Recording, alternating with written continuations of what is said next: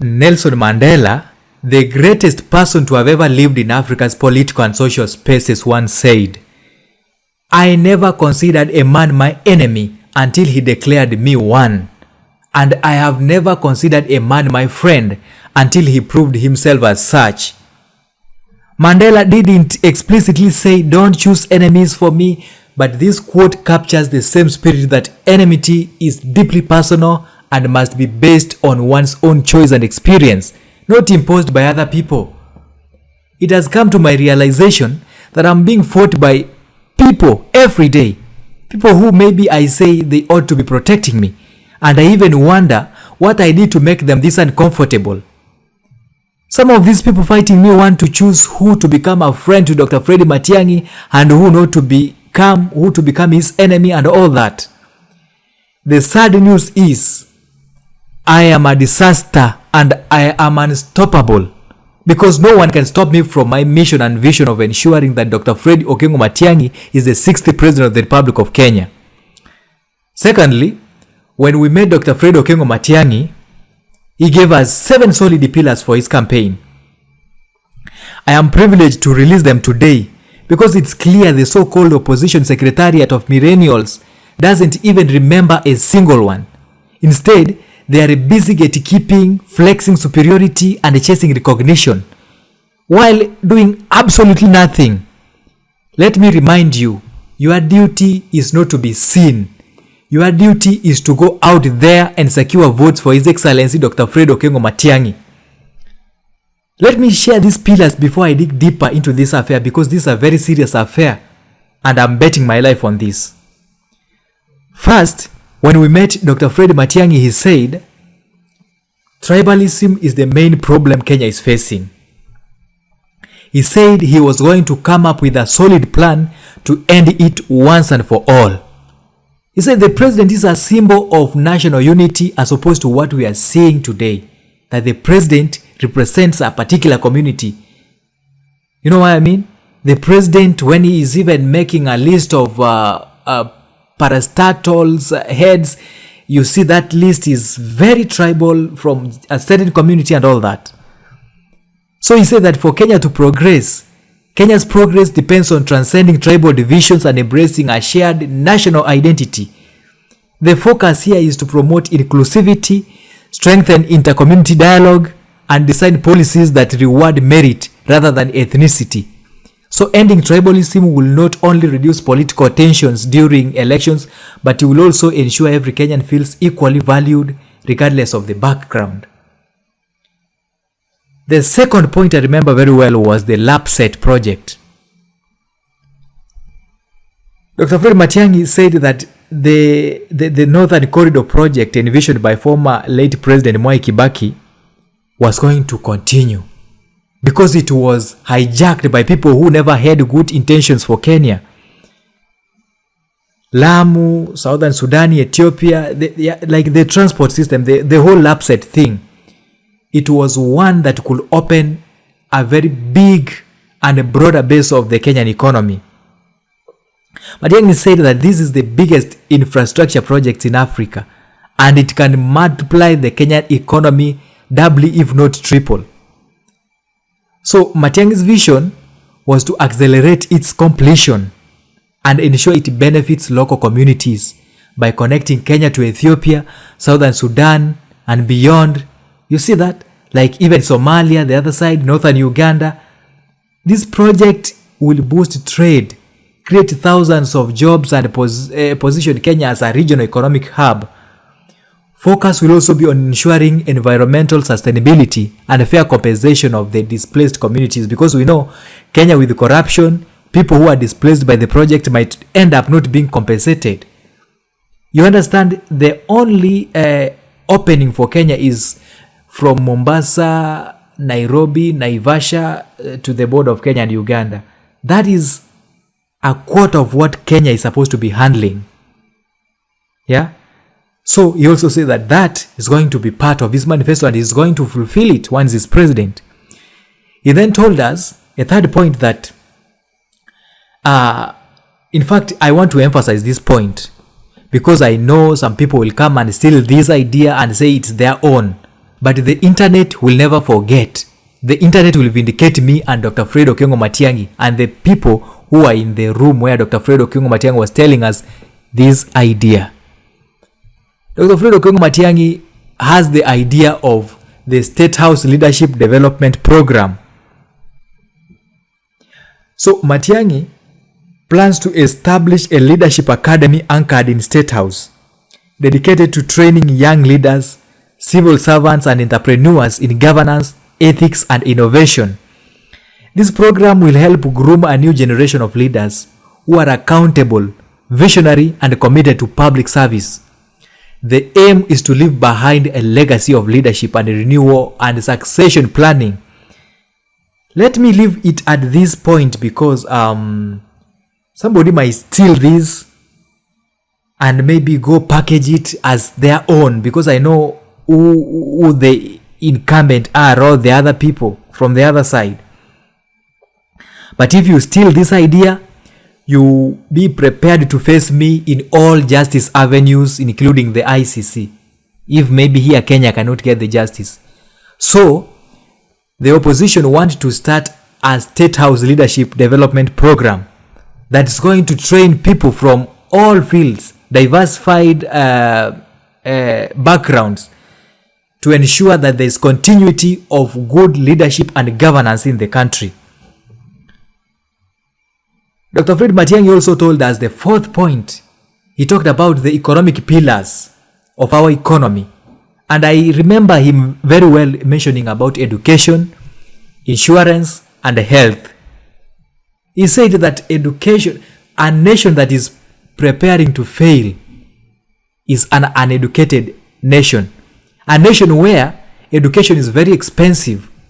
A nation where the president's cronies wakes up one day and says that we are removing the higher education loans board and replacing it with a new funding model where students from very poor backgrounds are unable to secure education in public universities.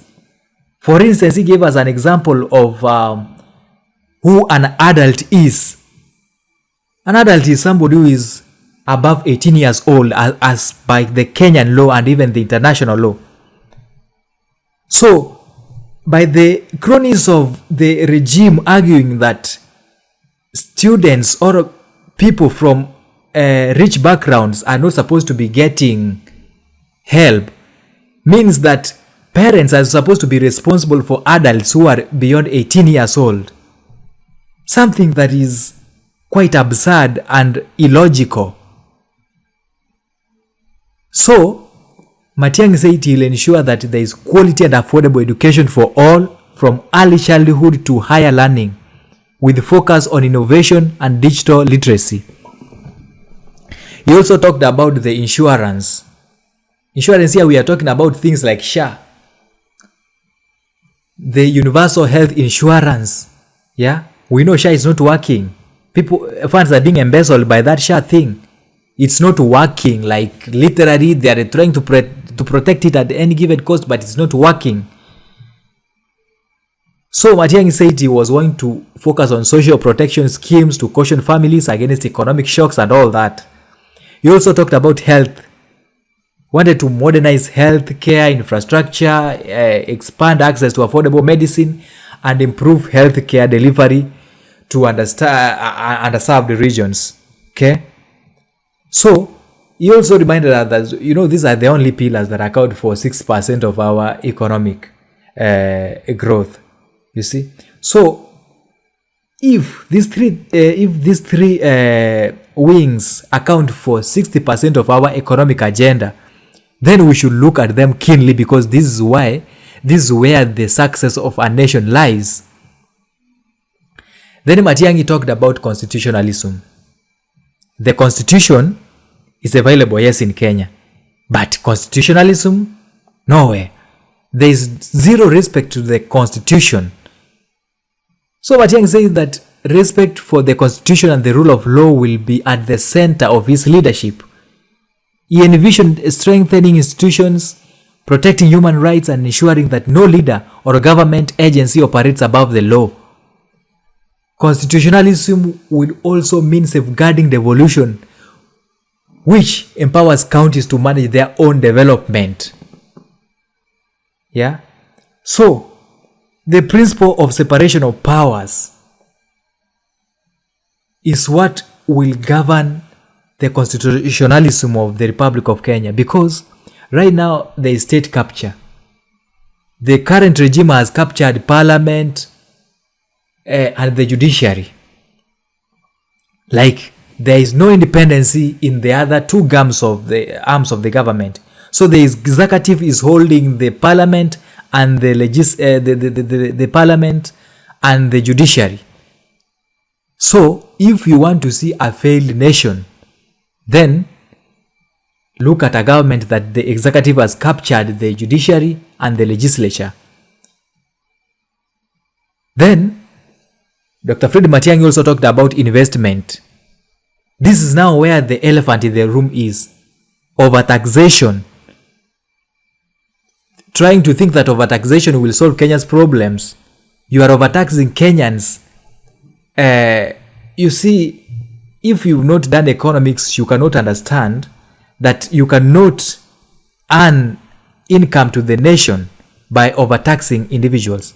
If you lower the taxes, then people's buying capacity will be increased and the production capacity will be increased. So money will be circulating and the government will be using that as an opportunity to get the revenue by taxing people. So if you overtax individuals, the buying power and the production power of a nation goes down. So Dr. Fred Matiangi said he was going to look for economists, people who are well conversant with matters economy, to ensure that Kenya becomes a thriving nation economically. Because you cannot use political means to solve economic problems. Kenya right now has an economic problem, not a political problem. Yeah, because you can even borrow, but you only borrow to fund projects that are going to bring in income. But you cannot borrow to pay employees. You cannot borrow for recurrent expenditure. Yeah. So, Matiangi also said that his government will expand the tax base through innovation and formalization of the informal sector instead of overburdening the few who are already compliant. With these, investments will be encouraged, entrepreneurship and job creation. Then the last point that he talked about is defense. And I was shocked, apart from external attacks, terrorism and all that, because he said Kenya will remain vigilant in defending its sovereignty. He said that he'll strengthen the country's defense and intelligence systems to combat terrorism, cybercrime, and attempts to destabilize the nation. He emphasized that protection of Kenya's environment is what we are supposed to look at right now. Many people don't look at protection of our environment because illegal dumping of hazardous waste in Kenya is a problem. It's what is bringing cancer to our people. In northeastern area there, a lot of dump sites from developed countries, they are dumping biohazards there. The defense will go beyond military. It will include border control and environmental protection as part of national resilience. But he also reminded us about Article 1 of the Constitution, which most politicians quote here but they don't mean it, that Kenyans' power and sovereignty belongs to the people. And he also reminded about Article 73 that remains Kenyans to elect competent and leaders of integrity. So, this team that is fighting me, instead of them concentrating on these points and seeing how Kenya is going to be a better place with this, they are just trying to maneuver and masquerade around, busybodying around Matiangi as if Matiangi has a pin to attach them. They are making the opposition look clueless, whereas the opposition has clues and it's heading somewhere. So the aftermath of this is that I together with my fellow Gen Zs, we resolved that we are not going to be under the secretariat that is gatekeeping. And therefore, we are starting a new chapter of a Gen Z secretariat of the opposition. The Gen Z secretariat of the opposition is going to push forward the mission and vision of ensuring that Dr. Fred Okengo Matiangi is the 6th President of the Republic of Kenya. That's why I am rallying behind 1 million Kenyan youth who are going to meet Dr. Fred Okengo Matiangi on 2 platforms. That's the X platform and the Zoom platform. So that Dr. Fred Okengo Matiangi will tell them his mission and vision for Kenya before they finally elect him to the Kenyan State House. So, in the fullness of time, I am going to release an official communication together with my fellow Gen Zs on how we are going to coordinate the 1 million Gen Zs to talk to His Excellency Dr. Fred Okengo Matiangi. My fellow Gen Zs, don't feel intimidated because I know you've been kept. You've been left aside when matters opposition are being talked about. Nobody cares about your welfare. Nobody wants to include you. They want to segregate you because I know some of these people you are seeing in that secretariat are moles from the government. So they want to sow discord among us so that we look that we are disoriented. But we are not.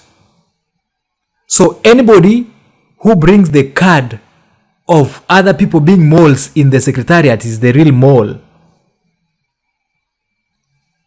I, Brian Kennedy, will never and will not allow anybody to gatekeep me or intimidate me. I'm going out and about my means to ensure that I do the work that Dr. Fred Okengo Matiangi gave me to do. And that is looking for votes for him, regardless of all these side shows or who is the chairman of the secretariat, who is doing this, who is looking better, who is walking the best way, who is wearing a shorter dress, who is a doctor and who is a professor. No. People who are going to be voters are not going to be professors. Real Kenyans are the ones who are going to vote. Kenyans on the ground are the ones to vote, not doctors. If we have doctors in Kenya, they cannot be more than 1,000 or 2,000 or so. If I may be wrong, I stand to be corrected because I don't know the correct number of that. Kenyans who are suffering on the ground are the ones who are going to vote. They are the people we want to convince to vote for Dr. Fred Okengo Matiangi. Nothing more, nothing less. Some of these guys now, they bring the card of, oh, usiongee hivyo. Dr. Fred Okengo Matiangi amekasirika. Amekasirika, ameona hii video, amekasirika. Ambia huyu jamaa atoe hii video. Ambia huyu jamaa asiongee hivi. Gagging me. Nobody can gag me. I'm expressing my freedom of speech. And as I started telling you, I'm a disaster. I'll speak the truth. As long as I speak the truth, I'll be vindicated. So, the Kenyan youth, here is your opportunity to speak with the 6th President of the Republic of Kenya, Dr. Fred Okengo Matiangi. I'm going to ensure that we have a good platform. We have an honest discussion about where Kenya is going. And I'm rallying behind 1 million Kenyan youth to come and ask Dr. Fred Okengo Matiangi questions the whole day so that we see now who is the who's in the political space. And after the elections, we will know who voted the most for Dr. Fred Okengo Matiangi. We will know who delivered the victory to Dr. Fred Okengo Matiangi.